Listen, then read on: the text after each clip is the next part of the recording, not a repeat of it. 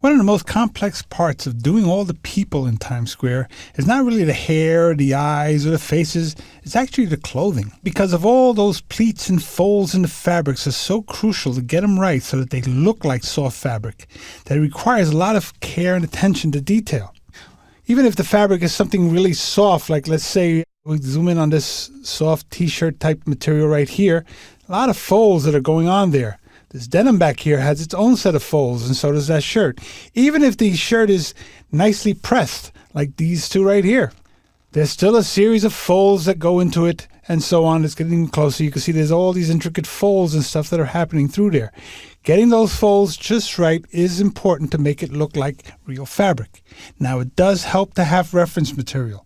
If you want it to really look accurate, like let's just say it's a client piece and it needs to look right, it helps to have some kind of reference material. Easy to get. Just have your friend or spouse put on a shirt and sit down or whatever the pose is going to be and look at the way the fabric is moving. Now, to create those effects, let's see how those are done. Right here, I have my friend John's file right here. And we're getting close on this. You'll see that there are all these little twists and turns to the fabric and so on. Now, this is a low-res file, so we've lost a lot of the detail in it. But there's a lot of little fabric folds that are happening through there. So what's going to happen is we'll see that there are all these individual paths for the different parts. There's the paths for the shirt itself. So I'm just going to turn this off for now and look at those individual paths.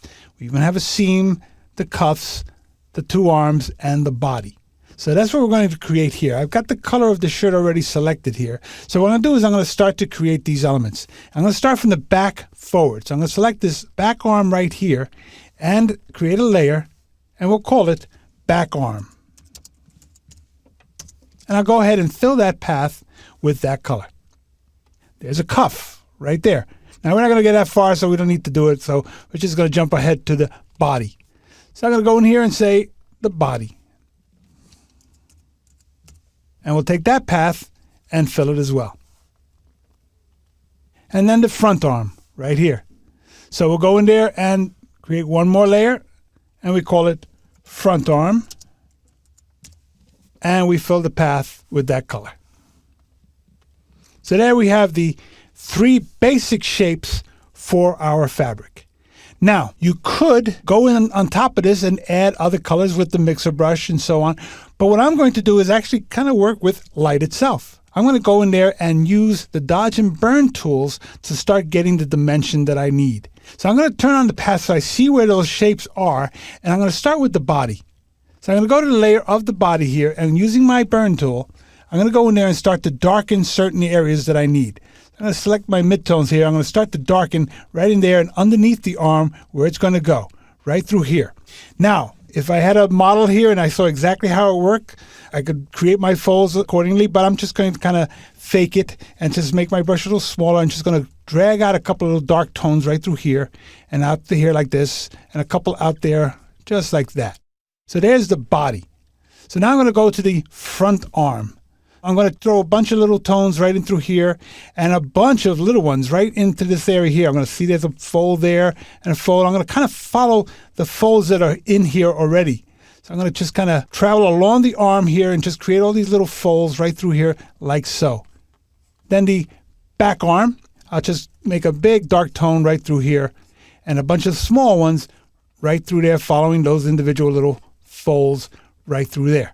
Now back to the front arm, I'm going to add a little darkness to this edge so it starts to give it a little more dimension and make the body a little darker. Now that I've done that, I can see that I need to make the body a little darker. So now we can take the paths away. We see where those individual shapes are. So now comes the real magic to start to make this look realistic. We've got the dark tones, and let's make sure we're in the front arm.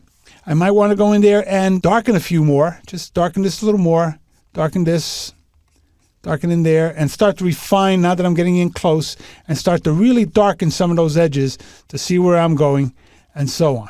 So now that we have these additional dark tones added all through these little folds right in there, and don't worry that they look sloppy right now because we're going to finesse this in a few minutes.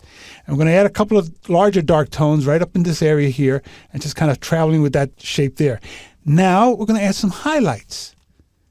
So I'm going to go in there with my dodge tool and bring it down a little bit. And I'm going to just kind of, right along the top of these little edges here, I'm going to throw a couple little highlights in certain spots.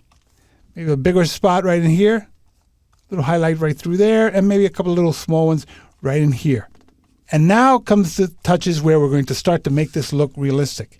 And basically what we're doing is finger painting. Remember back in kindergarten when we used to love to finger paint? That's what we're going to do here. We're going to lock the transparency for that layer so that nothing's going to move beyond it, and we're going to use the smudge tool to start to create our effects.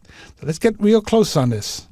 And then I'm going to bring down the size of that tool to a small size and start to push these tones around back and forth so they start to smoothen out. You can see I'm just kind of pushing it around, and I bring in different tones, and I start to get the sense of the actual curvature of the fabric.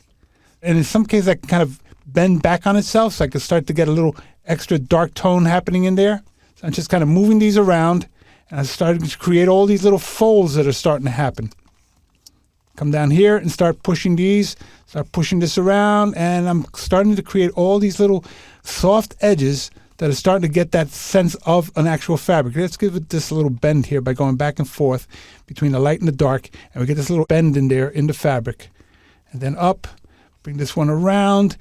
And if I come in from the outside here, sometimes you'll bring in some white if there is white, even though the area is locked. But in this case, it's not picking up anything, so we're fine. So we just kind of push these guys around back and forth, just kind of pushing things, and I'm playing with these. And this is fairly freehand, as you can see me doing it. I'm doing it fairly freehand so that it doesn't require precision. In fact, the fabric is so soft that if you get too precise, it's going to look too hard. Even if the shirt is very starched and pressed, it's still going to look too hard if you're not just giving it a nice soft feel as you move things around. Here it got a little too far, so let's push back some of those dark tones. And the same thing here. I can start to, in the body, we'll go in here and lock the transparency. I'm going to get here a bigger brush and start to push these tones in and out so it starts to sharpen that up a little bit. So I get in there and start to sharpen these guys up just like so. And we're going to sharpen this guy up, bring in some other tones, kind of break it up a little, bring in some of these darks, push a little bit of this dark out here. Let's push this out just a little and bring it over. Okay, and then let's just push this out maybe and bring these out just like that. And I'm just getting all these nice little folds starting to happen. I might want to get a smaller brush, and I might want to increase the pressure as well. So I might want to go to 80%, at which time I can drag a really long line if I wanted to. But we'll just keep it down to 50% and just slowly start to bring out smaller little curves and little creases inside the fabric, just like so, giving it all this nice little effect.